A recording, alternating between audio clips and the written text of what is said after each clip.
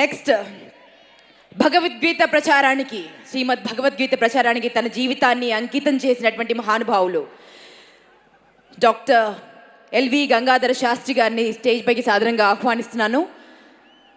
ప్రతి ఒక్కరూ ఖచ్చితంగా మనము భగవద్గీతను వినాలి, నేర్చుకోవాలి. ఈ సినిమా చూసిన తర్వాత చాలా మంది పేరెంట్స్ లో ముఖ్యంగా పరిణామం వస్తుందని మనస్ఫూర్తిగా ఆశిస్తూ వారిని మాట్లాడవలసింది రిక్వెస్ట్ చేస్తున్నాను. ప్రారంభంలో నేను పాడుతూ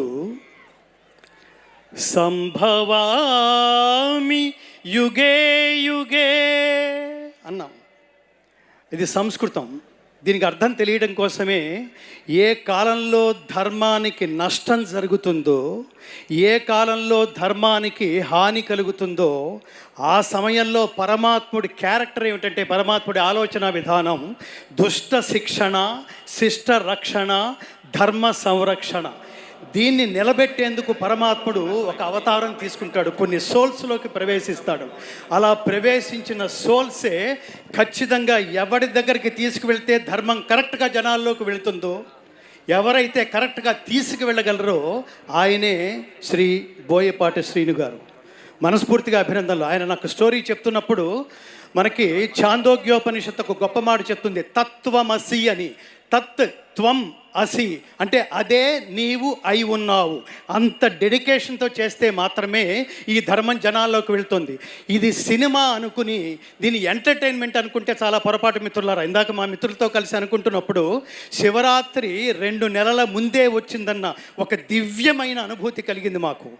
ఎప్పుడైతే బోయపాటి శ్రీను గారు నాకు నిజానికి ఈ సినిమాలో కీలకమైన సన్నివేశంలో 2 భగవద్గీత శ్లోకాలు నా చేత పాడించినందుకు ముఖ్యంగా బోయపాటి శ్రీను గారికి, బాలకృష్ణ గారికి, అలాగే నిర్మాతలకి, అతి ముఖ్యంగా పాటని స్వరాన్ని తనే అయిపోయి భావించి ఒక తపస్విలాగా చేయగలిగే తమన్ గారికి ప్రత్యేకమైన కృతజ్ఞతలు తెలియజేసుకుంటూ, భారతదేశంలో గుర్తుపెట్టుకోండి మిత్రులారా, ఈ సినిమా నుంచి మనం బాగుంది, బాలయ్య గారి నటన బాగుంది, బాలయ్య గారి నటన ఎప్పుడు బాగానే ఉంటుంది.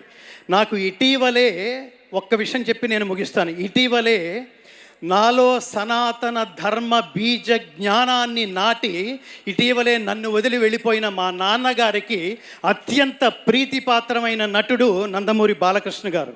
ఎందుకు నాన్న అని అడిగితే నాన్నగారు చెప్తుండేవాళ్ళు, ఎన్టీ రామారావు గారి తర్వాత ఒక్క శరీరంలో మాత్రమే ఒక డైలాగు అంత పండుతుంది నాన్న, ఫ్లూటు జింక ముందు ఊదు, సింహం ముందు కాదు అని చెప్పాలన్నా ఆయనే.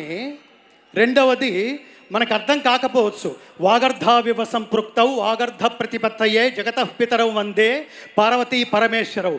అది కూడా అంతరమ్యంగా అంత భక్తి పారవశ్యంతో ఇమిడిపోయేది ఒక్క బాలకృష్ణ గారి నటనలో మాత్రమే, ఆ శరీరంలో మాత్రమే, ఆ జన్మకి మాత్రమే. కాబట్టి పరమేశ్వరుడు ఇంతమందికి ఈ కాంబినేషన్లో ఒక ధర్మాన్ని నిలబెట్టడం కోసం బోయపాటి శ్రీను గారు నాతో మాట్లాడుతున్నప్పుడు ఈ సినిమా సారాంశం అంతా 4 ముక్కల్లో ఏమిటో తెలుసా మిత్రులారా? ప్రతివాడు గుర్తుపెట్టుకుని ఆచరించవలసింది దైవభక్తి, దేశభక్తి, కర్తవ్య నిష్ఠ, నిష్కామ కర్మ. దానికోసం ప్రాణత్యాగం చేసినా కూడా ఓకే అన్నాడు పరమాత్ముడు. శ్రేయాన్ స్వధర్మో విగుణ పరధర్మా స్వనుష్ఠితాత్ స్వధర్మే నిధనం శ్రేయ పరధర్మో భయావహ. మీలో ఎంతమంది హిందువులు ఉన్నారంటే చాలామంది చేతులు ఎత్తుతాం. కానీ దురదృష్టం ఏమిటో తెలుసా మిత్రులారా?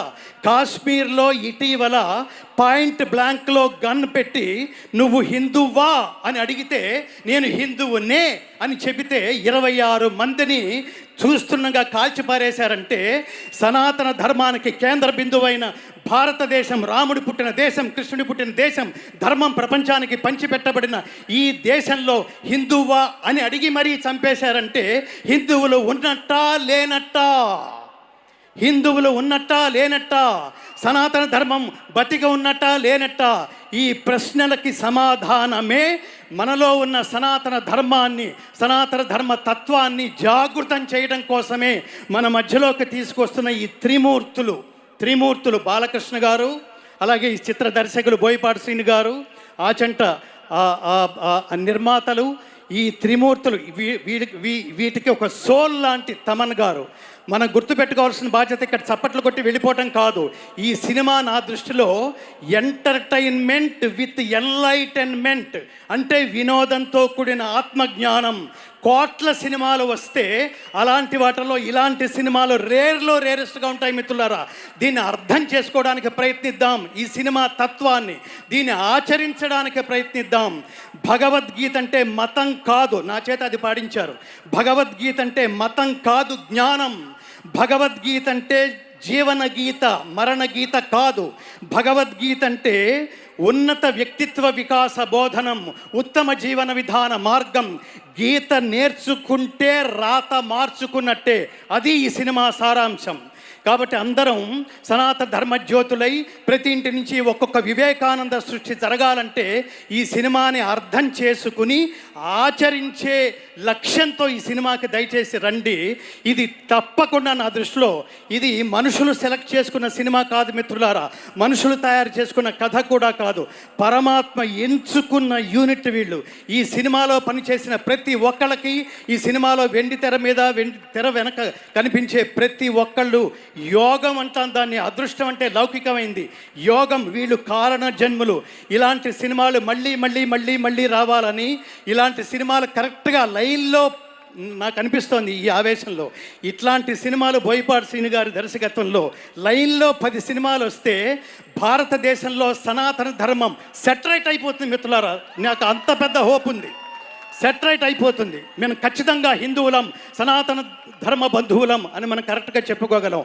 అంతటి విశేషమైన ఈ సినిమాలో నాకు భగవద్గీత శ్లోకాలు, నేను ఇంత ఆవేశంగా గట్టిగా ఎందుకు మాట్లాడుతున్నానంటే సనాతన ధర్మానికి దెబ్బ తగిలితే నేను ఊరుకోలేను. ఎందుకంటే I have dedicated my entire life to propagate the essence of Bhagavad Gita through out the world. ప్రపంచానికి భగవద్గీత సారాంశాన్ని, స్వార్థరహిత ఉత్తమ సమాజం నిర్మించబడడానికి భగవద్గీత ప్రచారమే నా జీవితంగా మలుచుకున్న వ్యక్తిగా బాధ్యతగా ఈ వేదిక మీద నేను మాట్లాడే అవకాశం ఇచ్చినందుకు, భగవద్గీత శ్లోకాలు నా చేత ఈ సినిమాలో ఒక కీలకమైన సందర్భం కోసం నా చేత పాడించినందుకు ముఖ్యంగా తమన్ గారికి నేను ప్రత్యేకమైన కృతజ్ఞతలు తెలియజేసుకుంటూ, జై బాలయ్య, జై బాలయ్య.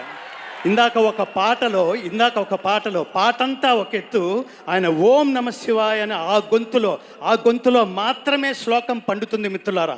శతాయుష్మాన్ భవ, శతమానం భవతి, శతాయు పురుష శతేంద్రియ ఆయుష్యేవేంద్రియే ప్రతిష్టతి, సంపూర్ణ పరమాత్మానుగ్రహ ప్రాప్తిరస్తు. అందరూ చెప్పండి, జై శ్రీరామ్, జై శ్రీకృష్ణ, ఓం నమ శివాయ, భారత్ మాతాకి. ధర్మం అంటే సర్వజన బంధువే హిందువు. హిందువు అనేది మతం కాదు మిత్రులారా. ఇది గుర్తుపెట్టుకుని అందరినీ కలుపుకుంటూ సనాతన ధర్మజ్యోతులై ప్రకాశింతురుగాక. జై శ్రీకృష్ణ. సర్వే జనా సుఖినో భవంతు. ఎంత అద్భుతమైన గళం, ఎంత అద్భుతమైన మాటలు చెప్పారండి. సాక్షాత్తు భగవంతుడి వారితో